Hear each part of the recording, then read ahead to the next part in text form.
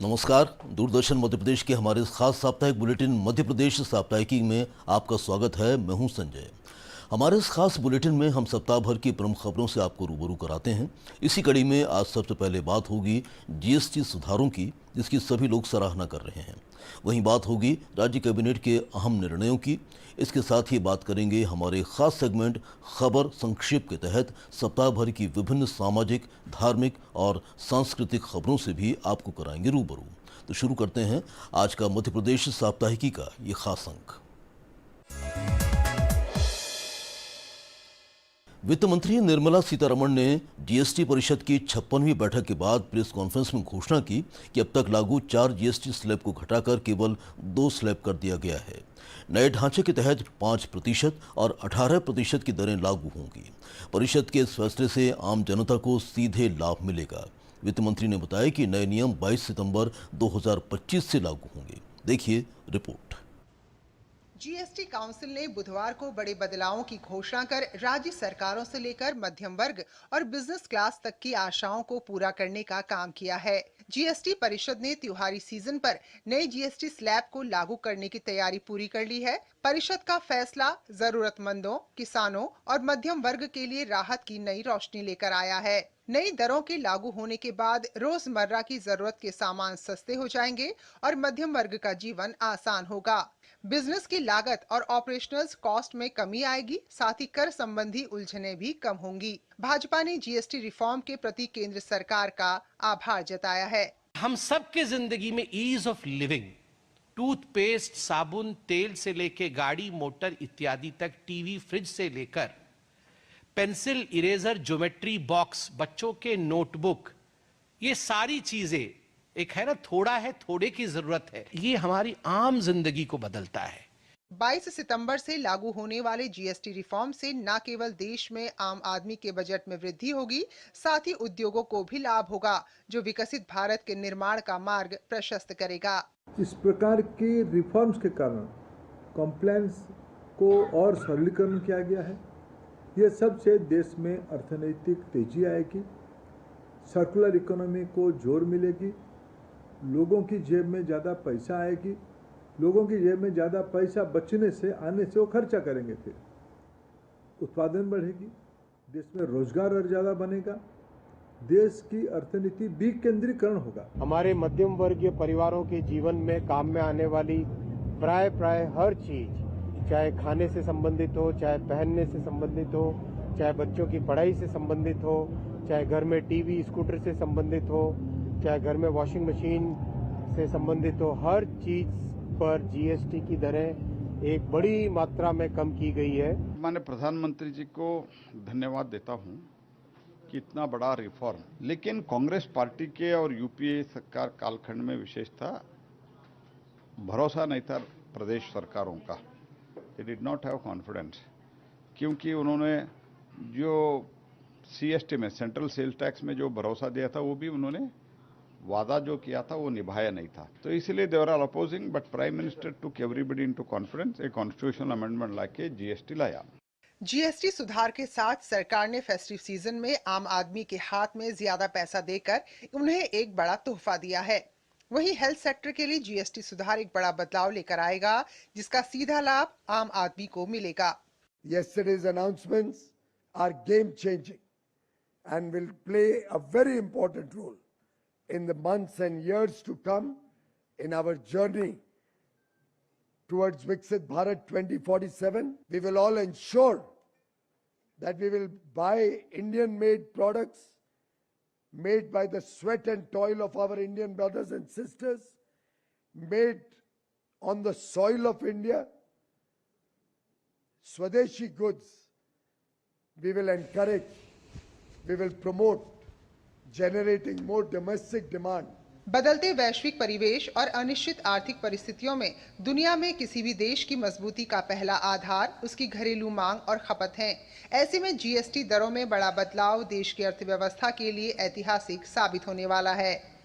Bureau report, DD news. प्रधानमंत्री नरेंद्र मोदी ने मंगलवार को नई दिल्ली स्थित यशोभूमि में आयोजित 3 दिवसीय सेमिकॉन इंडिया 2025 के उद्घाटन समारोह को संबोधित किया। कार्यक्रम को संबोधित करते हुए प्रधानमंत्री ने कहा कि बेशक हमारी यात्रा देर से शुरू हुई, लेकिन अब हमें कोई रोक नहीं सकता। नोएडा और बेंगलुरु में बनाए जा रहे डिजाइन सेंटर दुनिया की मोस्ट एडवांस चिप्स बनाने पर काम कर रहे हैं। इन चिप्स से 21वीं सदी की इमर्जिंग टेक्नोलॉजीज को नई ताकत मिलेगी। वो दिन दूर नहीं जब पूरी दुनिया कहेगी design in India, made in India, trusted by the world. Semiconductor आधुनिक तकनीक की धड़कन, स्वास्थ्य, परिवहन, संचार, रक्षा और अंतरिक्ष हर क्षेत्र को शक्ति दे रहे हैं। प्रधानमंत्री नरेंद्र मोदी ने दिल्ली के यशोभूमि में सेमिकॉन इंडिया 2025 का उद्घाटन किया। ये भारत को वैश्विक सेमीकंडक्टर हब बनाने की दिशा में बड़ा कदम है। The world trust India.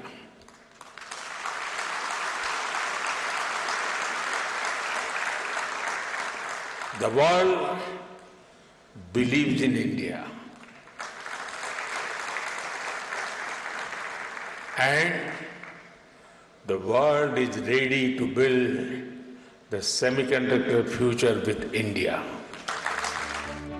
Semiconductor के जरिए देश में नई पीढ़ी की तकनीक क्रांति का शंखनाद हो चुका है। देश की पहली स्वदेशी सेमीकंडक्टर चिप 2025 के अंत तक बाजार में होगी।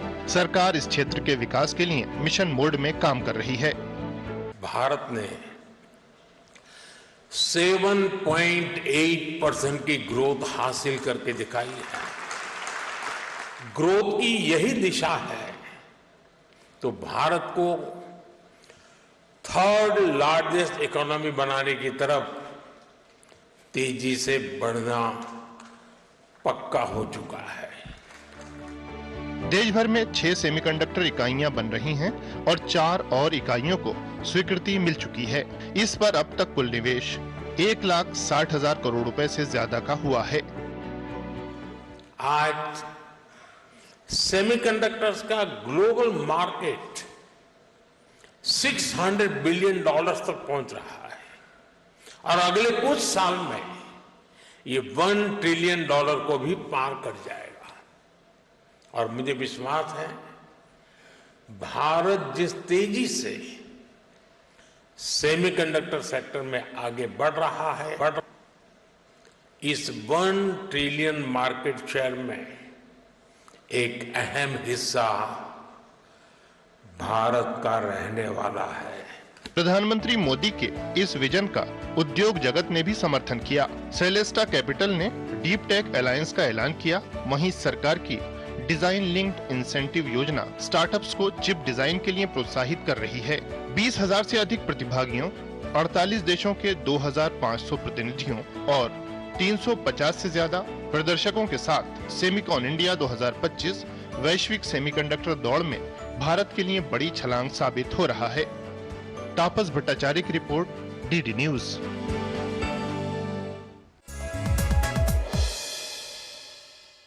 पिछले सप्ताह मुख्यमंत्री मोहन यादव की अध्यक्षता में आयोजित कैबिनेट बैठक में विभिन्न महत्वपूर्ण निर्णय लिए गए। इसके साथ ही मुख्यमंत्री ने राज्य स्तरीय शिक्षक सम्मान समारोह में शिक्षकों को सौगात दी तो इंदौर में स्वच्छता कर्मियों को सम्मानित किया। मुख्यमंत्री के कार्यक्रमों पर केंद्रित देखते हैं ये रिपोर्ट। मुख्यमंत्री डॉक्टर मोहन यादव की अध्यक्षता में मंगलवार को मंत्रालय में मंत्रिपरिषद की बैठक संपन्न हुई। बैठक में प्रदेश में जल जीवन मिशन अंतर्गत पुनरीक्षित योजनाओं में लागत वृद्धि 2,813.21 करोड़ रुपए राज्य सरकार द्वारा वहन करने की स्वीकृति दी गई। बैठक में इंदौर उज्जैन ग्रीनफील्ड मार्ग, उज्जैन रेलवे ओवरब्रिज और नर्मदापुरम टिमरनी मार्ग निर्माण के लिए कुल 4,278.64 4.2 करोड़ रुपए की प्रशासकीय स्वीकृति प्रदान की गई। सभी मार्गों का निर्माण हाइब्रिड एन्युटी मॉडल पर होगा, जिसमें अंडरपास, फ्लाईओवर, पुल, जंक्शन सुधार, सुरक्षा उपाय और रोड मार्किंग शामिल हैं। मंत्रिपरिषद ने उज्जैन में हरिफाटक रेलवे क्रॉसिंग पर 4 लेन और हरिफाटक चौराहे से नीलकंठ द्वार तक 980 मीटर लंबाई के नवीन रेलवे ओवरब्रिज के निर्माण के लिए 371 करोड़ 11 लाख रुपए की प्रशासकीय स्वीकृति भी दे दी है। वैदिक घड़ी और मोबाइल ऐप का लोकार्पण हमारे प्रदेश के लोकप्रिय मुख्यमंत्री डॉक्टर मोहन यादव जी ने किया है। एक समय था जब कालगणना का सेंटर उज्जैन हुआ करता था और 1000 साल के गुलामी के कालखंड में कुछ परिस्थितियां ऐसी बनी कि कालगणना का केंद्र अब बदल गया। हमारा प्रयास होगा, क्योंकि हमारा जो कालगणना हमारी है वह बिल्कुल एक तरीके से वैज्ञानिक है और उसमें फ्रैक्शन ऑफ सेकंड का भी परिवर्तन नहीं आता है। ये हमारी कालगणना की विशेषता है। तो उसका कारण है कि हमारे यहाँ सूर्य और 9 ग्रह जितने भी हैं उनके संचालन के हिसाब से कालगणना होती है और वो उसकी एक्यूरेसी बहुत ज़बरदस्त है। तो अब हम वापस फिर से विक्रमादित्य की वैदिक घड़ी को पहले हम अपने देश में उसको लाएंगे।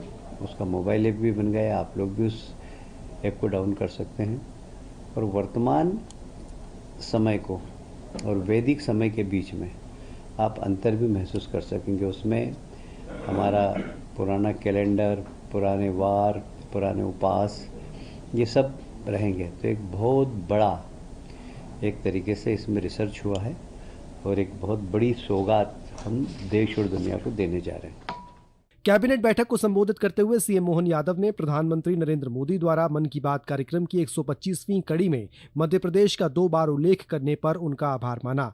मुख्यमंत्री डॉक्टर यादव ने कहा कि ग्वालियर में संपन्न टूरिज्म कॉन्क्लेव में 3500 करोड़ रुपए से अधिक के निवेश प्रस्ताव प्राप्त हुए हैं। इनसे ग्वालियर, चंबल के साथ साथ सागर संभाग में पर्यटन गतिविधियों को प्रोत्साहन मिलेगा। सीएम ने कहा कि 11 से 13 अक्टूबर को भोपाल में ट्रैवल मार्ट आयोजित किया जाएगा। इन्वेस्टरों को लेटर ऑफ अलॉटमेंट भी मैंने 6 लोगों को दिया है और बड़े डेवलपर्स आए। तो ये जो हमारी खास करके कॉटन इंडस्ट्री को बढ़ावा देने की जो हमने शुरुआत की थी वो आज़ादी के पहले से जो इंदौर, उज्जैन, भोपाल, ग्वालियर, रतलाम यहाँ जो कॉटन इंडस्ट्रियाँ थी, अब ये इनकी पुनर्स्थापना का युग वापस आया है। इसमें वापस धागे से कपड़ा बनना या धागा बनना और धागे से कपड़े के बाद रेडीमेड गारमेंट्स तक तैयार होना या अंडर गारमेंट जैसी इंडस्ट्रियाँ हैं। तो इसका एक बहुत बड़ा अपॉर्चुनिटी, एक अपना सौभाग्य है। माननीय मंत्री जी, उसके प्रभारी मंत्री भी भारत के पहले पीथमपुर का इतना बड़ा बेल्ट बना, उतना ही बड़ा बेल्ट बदनावर के पास बन रहा है। तो ये हमारा वापस वो मेट्रोपॉलिटन वाला बहुत सफलता के साथ मॉडल तैयार हो रहा है, जिसके आधार पर ये पूरा अंचल, क्योंकि इधर उज्जैन, इधर इंदौर, इधर रतलाम, ये पूरे बीच में धार का पास का पीथमपुर का, तो इसके अंदर भी लगभग 2000 एकड़ जमीन, मतलब ये मान के चलो कि 4000 बीघा का पूरा पार्क बन रहा है। ये 2158 एकड़ का है। इसमें 2000 करोड़ से अधिक के टेक्सटाइल मतलब हब बनेगा और इससे और आगे बढ़ता जाएगा, जिसमें 3 लाख नौकरियों का सृजन होगा, जिसमें 1 लाख तो प्रत्यक्ष, 2 लाख अप्रत्यक्ष। मुख्यमंत्री ने शिक्षक दिवस पर शिक्षकों को 4था क्रमोन्नति वेतनमान देने की बड़ी सौगात दी। भोपाल में आयोजित राज्य स्तरीय शिक्षक सम्मान समारोह में पीएम ने घोषणा की कि इससे 1.5 लाख प्राथमिक और माध्यमिक शिक्षक लाभान्वित होंगे। उन्होंने कहा कि इस निर्णय से सरकार पर 117 करोड़ रुपए का अतिरिक्त भार आएगा, पर शिक्षकों के लिए यह आनंददायक होगा। समारोह में राज्यपाल मंगूभाई पटेल और मुख्यमंत्री ने 14 शिक्षकों को राज्य स्तरीय शिक्षक सम्मान से सम्मानित किया। इन्हें 25,000 रुपए शॉल और श्रीफल भेंट किए गए। साथ ही 55 लाख विद्यार्थियों के खातों में यूनिफॉर्म के लिए 330 करोड़ रुपए ट्रांसफर किए गए। राष्ट्र के स्वतंत्रता आंदोलन के सेनानी, भारतीय संस्कृति के प्रबुद्ध पोषक, चिंतक और सहभाग डॉक्टर राधाकृष्ण जी की जयंती पर उनको नमन करता हूं। हर्ष है कि महान शिक्षाविद की जयंती पर उन शिक्षकों को सम्मानित किया जा रहा है जिन्होंने अपने कार्य की उत्कृष्टता द्वारा राष्ट्रीय शिक्षक पुरस्कार 2024 और 2025 राज्य स्तरीय शिक्षक पुरस्कार प्रति से सम्मान प्राप्त किया है। देश समाज के निर्माता शिक्षक होते हैं। वह भावी पीढ़ी को संस्कार, ज्ञान और कौशल प्रदान कर उनके व्यक्तित्व का विकास और चरित्र निर्माण करते हैं और भावी जीवन की सफलता के लिए तैयार करते हैं। समारोह राष्ट्र निर्माता शिक्षकों के देश समाज के निर्माण में उनके समर्पण और निष्ठा के प्रति देशवासियों का आभार प्रदर्शन है। लाखों साल पहले का और 5000 साल पहले के दो उदाहरण हमारे अपने सामने, आंखों के सामने वो दृश्य रेखांकित कर देते हैं। भगवान श्री राम का काल याद करें। भगवान श्री राम अपने घर में हैं, अपने महल में हैं, राजा जनक राज्य कर रहे हैं, लेकिन गुरु विश्वामित्र अगर पधारते हैं और गुरु विश्वामित्र पधारने के पहले गुरु कितना विचार करते हैं, ये उदाहरण ध्यान में आता है। तो आज के इस अवसर पर शैक्षणिक संवर्ग के सहायक शिक्षक, उच्च शिक्षक, नवीन शैक्षणिक संवर्ग के प्राथमिक शिक्षक, माध्यमिक शिक्षकों को चतुर्थ कर्मोन्नत वेतनमान दिया जाएगा। जब देने की बात आ रही और 1,50,000 शिक्षक लाभान्वित, तो ताली ऐसी नहीं बजी जैसी बजना चाहिए। इन सभी शिक्षकों को हो सकता है अगली कैबिनेट तक 2025-26 में इसका लाभ देने के कारण से 117 करोड़ का लाभ आपको दिया जाएगा और ये भार हम पे पड़ेगा, लेकिन हमें इसका आनंद है। माननीय महामहिम के आशीर्वाद से हमारी सरकार सभी वर्गों की बेहतरी के लिए समान रूप से चल रही है। मुख्यमंत्री डॉक्टर मोहन यादव ने सीएम हाउस में विक्रमादित्य वैदिक घड़ी का शुभारंभ किया। इसके साथ ही सीएम ने इसका ऐप भी लॉन्च किया। इस ऐप के जरिए भारत के हर शहर का अपना अपना वैदिक समय भी जान सकेंगे। कार्यक्रम को संबोधित करते हुए सीएम मोहन यादव ने कहा कि विक्रमादित्य वैदिक घड़ी अब मोबाइल ऐप के माध्यम से भी उपलब्ध है। इसे डाउनलोड कर आप अपने फोन पर हर उपयोगी जानकारी प्राप्त कर सकते हैं। कार्यक्रम को संबोधित करते हुए सीएम ने कहा कि मुहूर्त का भी हमारे जीवन में विशेष महत्व है। उन्होंने कहा कि हमारे भारत का ज्ञान और कौशल समूची मानवता के लिए है। डॉक्टर मोहन यादव ने इंदौर के सफाई कर्मचारियों को सम्मानित किया। स्वच्छता कर्मवीर सम्मान समारोह के दौरान सीएम मोहन यादव ने सफाई कर्मियों के साथ भोजन भी किया। उन्होंने कहा कि पहले स्वच्छता को एक गैर महत्वपूर्ण विषय समझा जाता था, जिसे हमारे प्रधानमंत्री मोदी ने एक जन अभियान बना दिया। इस मौके पर ग्रीन मोबिलिटी को बढ़ावा देने के लिए मुख्यमंत्री ने 50 नई ई-सिटी बसों और क्विक ऐप का शुभारंभ कर जनता को समर्पित किया। साथ ही मुख्यमंत्री ने इंदौर के स्वच्छता का महागुरु लोगो भी लॉन्च किया। इस मौके पर इंदौर नगर निगम और अंतर्राष्ट्रीय वित्त निगम IFC के बीच 1700 करोड़ रुपए का भी करार हुआ। का इतिहास तो भारत का और अच्छा है। हम वो सब भारतीय हैं।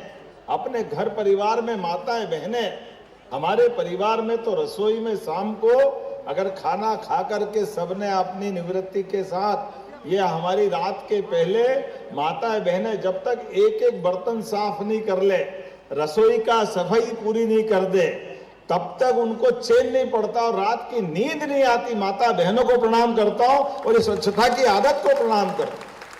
हर एक जगह दुनिया का कोई देश ऐसा नहीं, एकमात्र देश हिंदुस्तान है जो स्वच्छता की देवी की भी पूजा करता है।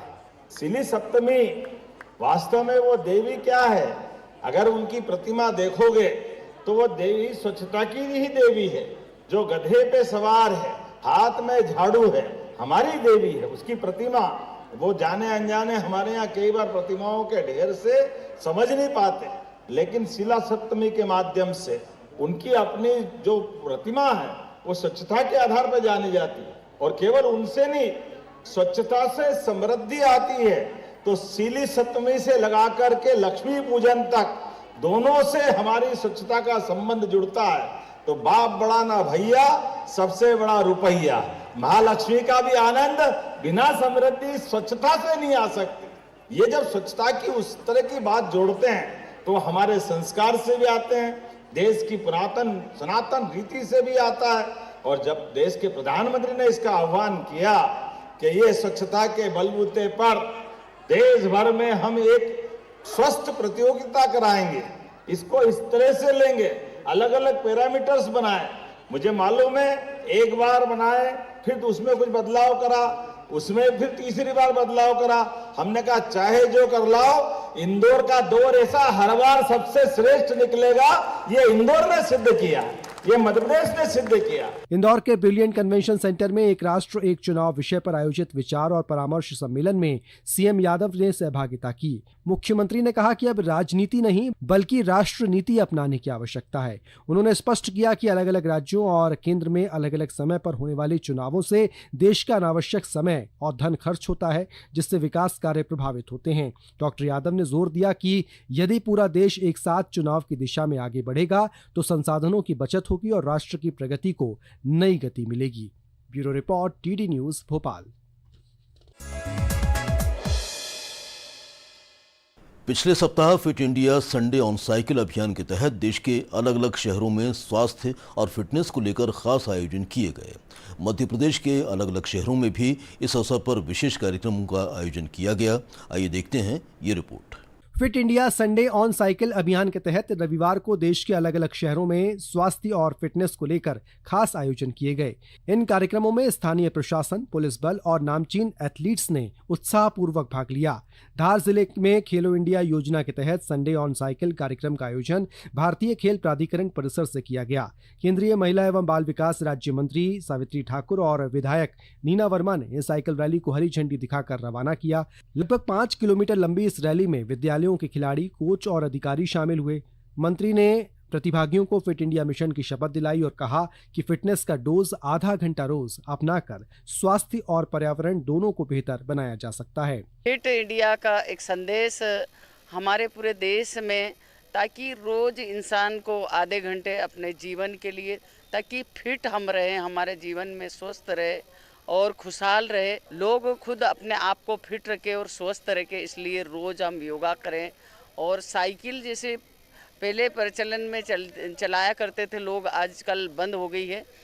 माननीय प्रधानमंत्री जी ने खेल मंत्रालय द्वारा हर जगह ये खेल के माध्यम से लोगों को फिट रहने का एक संदेश दिया है। टीकमगढ़ में हॉकी के जादूगर मेजर ध्यानचंद की जयंती पर राष्ट्रीय खेल दिवस 3 दिवसीय कार्यक्रमों के रूप में मनाया गया। समापन अवसर पर संडे ऑन साइकिलिंग का आयोजन पुलिस लाइन में किया गया।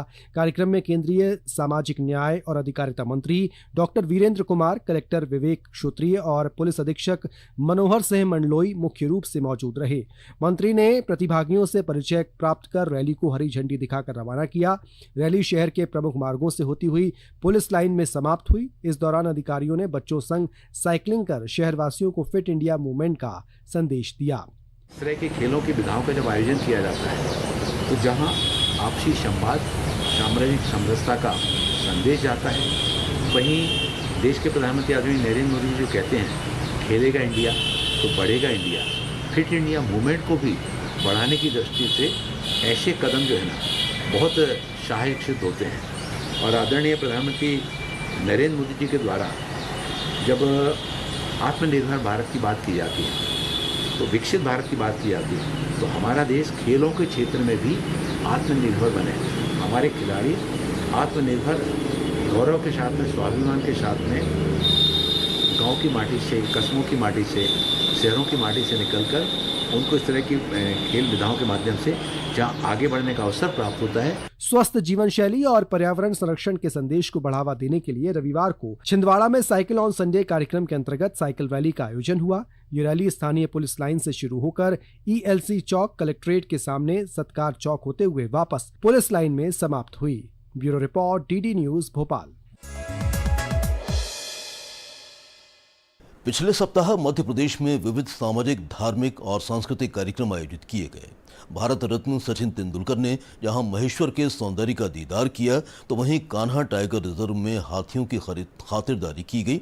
वहीं दुष्यंत कुमार की जयंती पर भोपाल में कार्यक्रम आयोजित किया गया।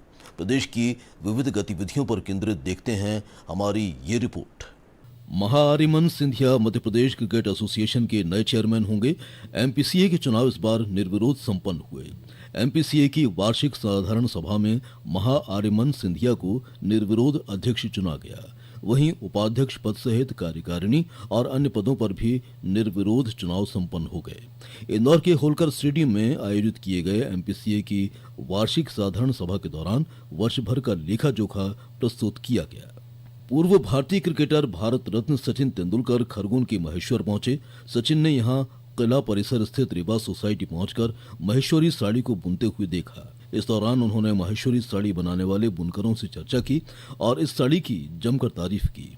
वे यहां के विश्व प्रसिद्ध अहिल्या घाट पहुंचे और नौका विहार का भी आनंद लिया। सचिन अपने परिवार के साथ महेश्वर आए थे। उन्होंने महेश्वर कला परिसर में बच्चों और महिलाओं के साथ फोटो खिंचवाए और लोगों से चर्चा कर महेश्वरी साड़ी और महेश्वर के इतिहास और उसके महत्व के बारे में विस्तार से जानकारी ली।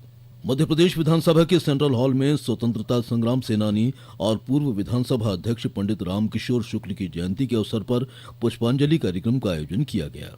इस अवसर पर विधानसभा अध्यक्ष नरेंद्र सिंह तोमर, विधायक भगवान दास समनानी सहित अनेक गणमान्य अतिथि और अधिकारी उपस्थित थे। विधानसभा अध्यक्ष ने पंडित शुक्ल के जीवन और उनके योगदान को याद करते हुए पंडित रामकिशोर शुक्ल भारतीय लोकतंत्र और सामाजिक समरसता के प्रतीक थे। उनका जीवन हम सभी के लिए प्रेरणा स्रोत है। मंडला के कान्हा टाइगर रिजर्व में हाथियों की खातिरदारी के लिए 7 दिवसीय हाथी पुनरुत्थान कैंप शुरू हुआ। कार्यक्रम की शुरुआत हाथियों की पूजा, तिलक और माला पहनाकर की गई। कैंप में हाथियों के स्वास्थ्य परीक्षण, नाखून काटने, नीम तेल से मालिश और विशेष भोजन की व्यवस्था की गई। फील्ड डायरेक्टर रविंद्र मणि त्रिपाठी ने बताया कि इस कैंप से हाथियों के बीच समन्वय बढ़ता है, जो जटिल ऑपरेशन और गश्ती कार्यों में सहायक होता है। भोपाल स्थित दुष्यंत कुमार पांडुलिपि संग्रहालय में सोमवार को प्रख्यात कवि और साहित्यकार दुष्यंत कुमार की जयंती पर विशेष संगोष्ठी प्रणाम दुष्यंत आयोजित की गई। राज्य सदन सभागार में हुए इस आयोजन में शहर के लेखक और शिक्षण संस्थानों के वरिष्ठ विद्वान शामिल हुए। वक्ताओं ने दुष्यंत कुमार की रचनाओं और शोध को नई पीढ़ी तक पहुंचाने पर बल दिया और संग्रहालय में शोध पीठ की स्थापना का सुझाव दिया। मध्य प्रदेश जूडो एसोसिएशन के तत्वावधान में इंदौर में बीते दिनों राज्य स्तरीय प्रतियोगिता आयोजित की गई। सब जूनियर और कैडेट राज्य स्तरीय जूडो प्रतियोगिता में शिवपुरी के खिलाड़ियों ने 6 स्वर्ण, 2 रजत और 5 कांस्य पदक जीते। भोपाल के बीएचईएल सांस्कृतिक सभागार में तमिल संगम भोपाल, कला केंद्र भोपाल और नवशक्ति पीठ भोपाल के संयुक्त तत्वावधान में भव्य कर्नाटक संगीत कार्यक्रम आयोजित किया गया। इस संगीतमय संध्या में हैदराबाद से पधारे वायलिन विद्वान KLN मूर्ति और मृदंगम वादक कार्तिक सीतारमन ने अपनी मनमोहक प्रस्तुतियों से श्रोताओं को मंत्रमुग्ध कर दिया। Bureau report, DD news Bhopal.